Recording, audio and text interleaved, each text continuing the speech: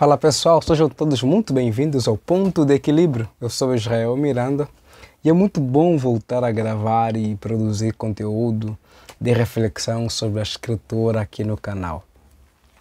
Eu achei que o começo do ano seria um pouquinho mais tranquilo, mas foi muito puxado e não consegui cumprir com algumas coisas que eu havia planejado aqui no canal e tive que parar. Agora estou voltando e creio que vou conseguir dar uma sequência ali boa. Estou me organizando para conseguir fazer isso. E estamos voltando com texto bíblico, com interpretação bíblica, com análise de texto, e essa é uma série que a gente está denominando de "E esse texto?", nesse tom de interrogação mesmo. E o texto que eu quero analisar com vocês é um texto que talvez nós podemos encontrar ali uns 3 grupos, pode ter mais do que isso, mas 3 grupos podem se destacar diante de um texto como esse. Primeiro é o grupo de pessoas que são crentes, que leem a Escritura, amam a Escritura, e na sua leitura de um devocional, lendo um texto como esse, ficam com dúvidas e também podem ser presas fácil para um grupo de pessoas que é o segundo grupo, que é o grupo dos céticos com relação à Escritura, com relação à sua inspiração e com relação mesmo ao cristianismo, e tentam encontrar qualquer coisinha que aparenta ser distinta em algum aspecto, já tentam dizer, se você errou muito barulho, está chovendo agora, tá? Já tentam descredibilizar a Escritura. Esses grupos, alguns deles inclusive, têm uma dificuldade com a diversidade da Escritura, que está na Escritura, mas também que, apesar da diversidade da Escritura, é unificada. E então, quando eles encontram algum ponto que um autor enfatiza algo um pouquinho distinto de outro, eles já dizem, está vendo como é contraditório? Quando na verdade nós, enquanto evangélicos, entendemos que as ênfases dos autores, quando a gente pensa em fazer um exercício de teologia bíblica que tem a ver com a identificação dos temas nas seções, nas diversas seções que tem na Escritura, essa descoberta desses temas nas várias seções da Escritura não anulam a coerência do todo que há na Escritura. Mas pessoas que já são céticos, quando olham um texto como esse que a gente vai trabalhar, já tentam usá-lo como, está vendo, como eu estou falando, que isso aqui tem algumas coisas erradas. E o outro grupo é o grupo de até cristãos, mas que entendem em textos como esse evidência de que a Bíblia é parcialmente inspirada por Deus e não toda a Escritura é inspirada por Deus, que é a ideia da teoria da inspiração parcial. Nós encontramos grupos como os neo-ortodoxos, que ao mesmo tempo que estão combatendo o liberalismo, vão responder aos liberais, acabam também de não reafirmando ali a inspiração primeira verbal, que aponta para a ideia do quanto a Escritura é plenamente inspirada, tanto verbalmente como de forma plena, total. Então, qual é o texto? É o texto de 1 Coríntios, capítulo 7, versículo de número 12, quando o apóstolo Paulo diz: "Agora digo eu, não o Senhor, se algum irmão tem mulher, se algum irmão tem mulher descrente e ela consente em habitar com ele, não a deixe." Esse texto geralmente ele é usado por muitos céticos e alguns cristãos com dúvidas com relação ao que está acontecendo aqui. Talvez a primeira pergunta é: puxa, então a Bíblia não é a palavra de Deus? Contém, porque o texto está dizendo que Paulo afirma que agora diz ele, não o Senhor, como que se fosse a opinião de Paulo, como se fosse Paulo falando e não o Senhor, e não Deus. E então, se é Paulo falando, não é mais Deus, então não é palavra de Deus. Mas nós acreditamos que a Escritura, o que está na Escritura, é tudo aquilo que Deus queria que nela estivesse. Deus inspirou os autores a escreverem a Escritura, tanto num processo de uma pesquisa, como no processo de revelação de alguma outra instrução que nós encontramos aí no texto bíblico. Como Paulo diz, o que eu estou vos comunicando, eu não aprendi de homem, mas recebi da parte do Senhor. Revelação. Mas também tem o processo de pesquisa, como de Lucas, por exemplo. Tanto Lucas quanto Paulo foram inspirados. Mas como é que a gente então entende esse texto? Vamos ao texto. A resposta para esse texto são no mínimo aí dois caminhos. O primeiro é o caminho do contexto. O contexto remoto e o contexto imediato. O contexto imediato são os versículos que vêm antes deste versículo e os versículos que vêm depois. Mas para nós, o que vai fundamentar mesmo são os versículos que vêm antes, como versículo 11, versículo 10. E também temos o contexto remoto, que no caso aqui desse texto é Mateus, capítulo 5, versículo 32, e tem Mateus capítulo 19. Paulo está aqui em Coríntios fazendo o que ele faz com muitas outras cartas. O que é? Paulo está respondendo problemas. Paulo está solucionando problemas. Paulo está respondendo questões que o povo das comunidades fazem a ele. E aqui em Coríntios há problemas, há questionamentos, há situações, como que se Paulo recebesse ou uma carta em que explicam as situações que estão passando, os questionamentos, ou no mínimo alguém leva as notícias e então Paulo agora vai começar a pontuar cada elemento, cada coisa que ele vai trabalhar para solucionar a dificuldade no contexto da igreja local de Coríntios. Agora, e esse texto daí? Paulo está falando a respeito de casamento, que obviamente foi questionado, ele está respondendo. E quando Paulo vai responder sobre casamento, no versículo 12, que ele diz, agora digo eu e não o Senhor, é só você ler o versículo 11.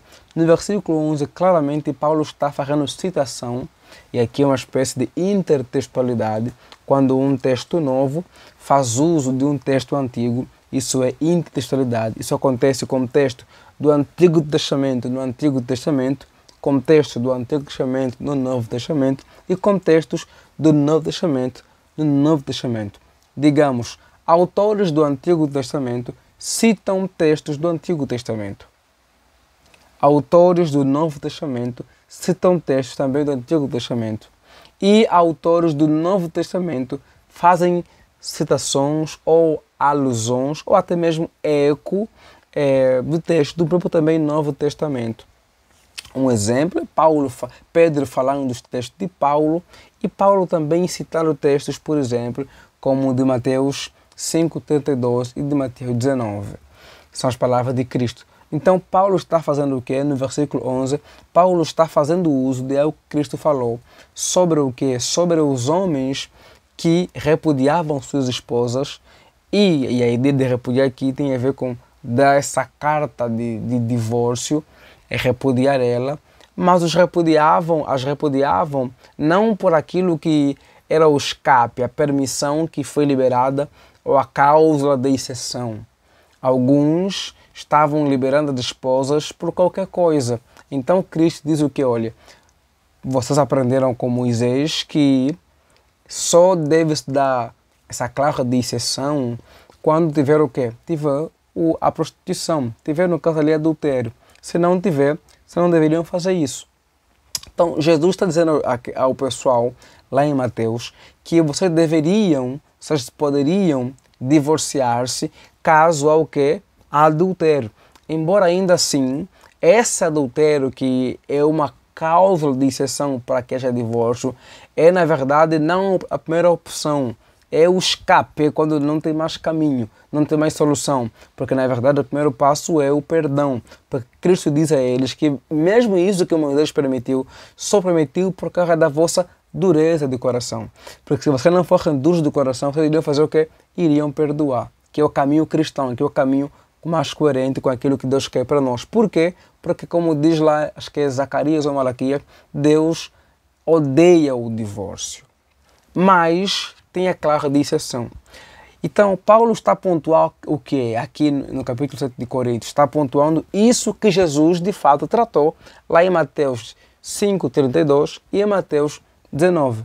Só que parece que no versículo 12, Paulo agora vai responder um outro aspecto com relação ao casamento, que parece que Jesus ou não foi questionado e por isso não abordou, ou simplesmente não abordou.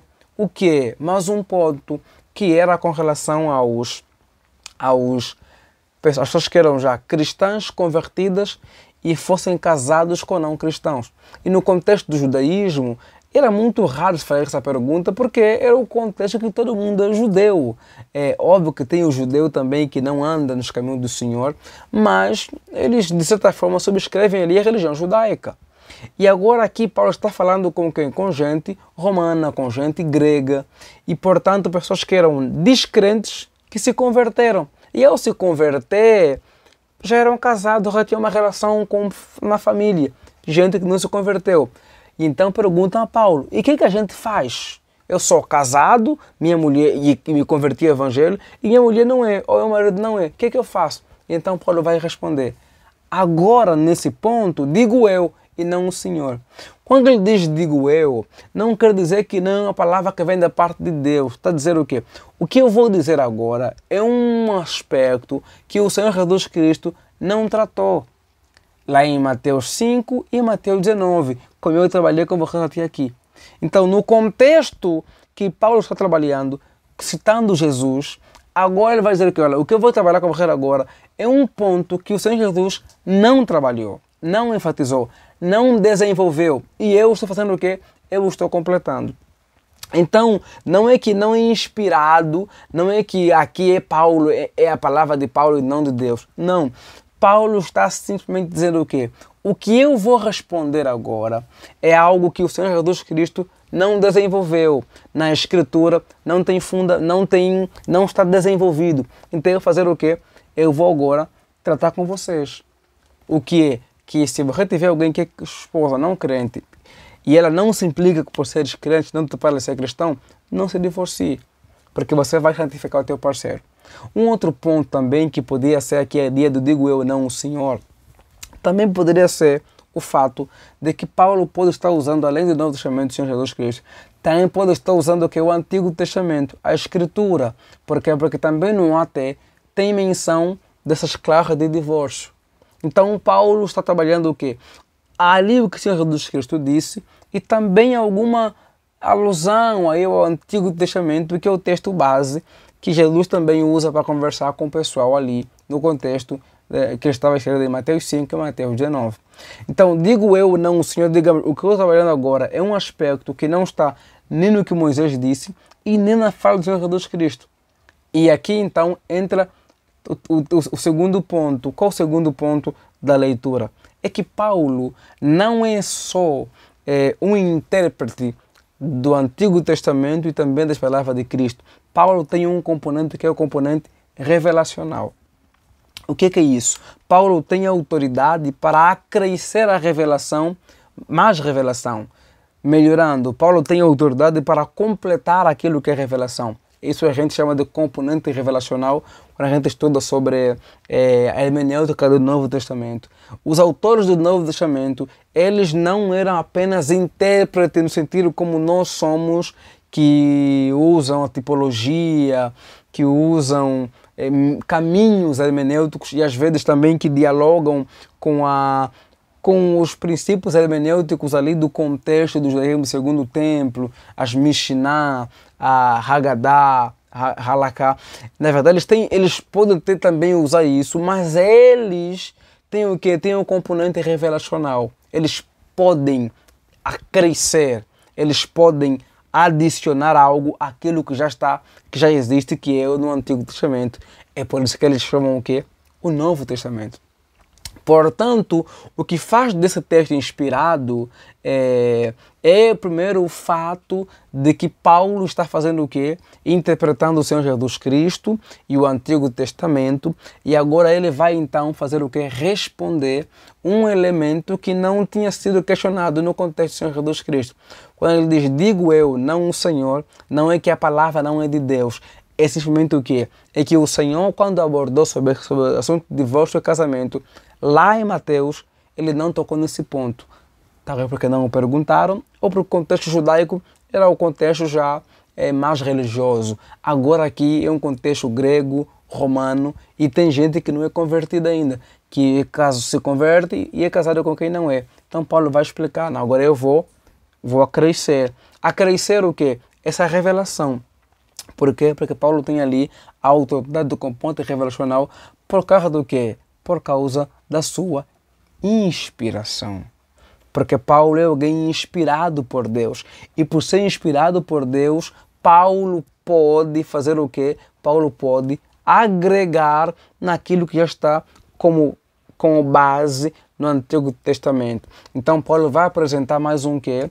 Mais uma outra cláusula de exceção que tem a ver com a ideia de se por acaso o marido ou a mulher que não é crente quiser o divórcio, porque nós somos crentes, aí sim poderia então liberar. Não o cristão tomar a iniciativa para se divorciar, mas aquele que o cristão deve santificar aquele que não é o cristão no casamento, mas se aquele que é o cristão então querer o divórcio, aí abandonar, aí não tem como, porque não depende só de nós. Então não é que ali temos um texto que não é palavra de Deus, é palavra de Deus. Paulo só está dizendo que Jesus não enfatizou aquele ponto porque não foi questionado ou porque talvez o contexto dele tinha outras questões, porque era quase todo mundo religioso. Já no que ele está falando agora, é um contexto que tem ali gente que não é religiosa, no sentido de religioso cristão ou judeu, mas é religioso pagão, por exemplo, que tem vários deuses, mas tinha vários deuses e se converteu. Só que a família, a mulher ou o marido ainda não se converteu. Então Paulo está tratando isso. Digo eu, não o Senhor. Digamos, o Senhor não falou sobre isso. Então eu estou explicando aqui. E como ele tem ali a autoridade revelacional, ele pode então acrescer ali. E nós não podemos fazer isso, porque nós não temos autoridade revelacional. Paulo é um apóstolo e ele poderia fazer isso. É mais ou menos isso aí. Então aqui fica a importância de você não ler só um texto isolado. Leia o contexto todo dele ali no texto e tenta compreender se por acaso ele não está dialogando com outros textos. E aqui claramente Paulo está dialogando com o Senhor Jesus Cristo e agora, como ele está dizendo, até aqui eu estive interpretando o que o Senhor disse e agora eu vou responder um ponto que vocês estão fazendo que o Senhor não tocou porque não o questionaram e eu vou agregar aqui nisso. E como Paulo tinha componente revelacional, então ele podia agregar. Ele poderia fazer o que? Ter uma visão ampla da coisa e contribuir e deixar ali mais pontos. Por quê? Porque a Escritura, a sua revelação foi dada de forma que progressiva. Isso implica que não vamos compreender tudo sobre casamento e divórcio só no Antigo Testamento ou só nos textos dos Evangelhos. A revelação progressiva ela continua e então em Paulo nós podemos também ter mais alguns aspectos da revelação de Deus, no caso aqui com relação ao casamento e possível divórcio. Ok? Deus abençoe, um abraço, curta, compartilha e se inscreva. Se inscreva aí que o não está inscrito ainda. Curta que o também ainda não curtiu. Um abraço, tchau, tchau.